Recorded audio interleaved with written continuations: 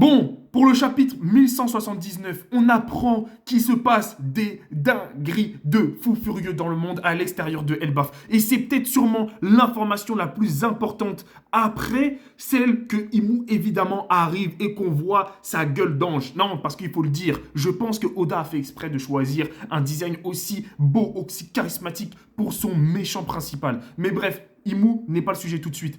Je pense qu'il va y avoir une ellipse. Pourquoi? Parce que déjà, les Mugi vont se faire tabasser. Ils vont se faire tabasser, mais en plus de ça, il faut que le gouvernement mondial et surtout Imou récupèrent les géants. Et donc là, ils vont se faire tabasser.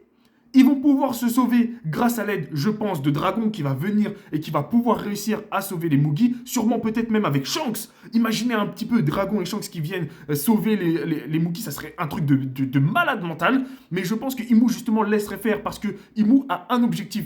Un truc plus important que tabasser Nika et Nidog, c'est de récupérer les géants. Parce qu'il a besoin des géants pour contrôler le monde, surtout quand il y a une révolution mondiale. Parce que là, actuellement, c'est sûr et certain que c'est le cas, que c'est ce qui arrive. Et je pense que c'est aussi grâce à l'aide de Barbe Noire. Mais bref, on en parlera plus tard. Mais voilà, c'est sûr et certain. Donc, l'ellipse se passera au moment où ils se feront sauver.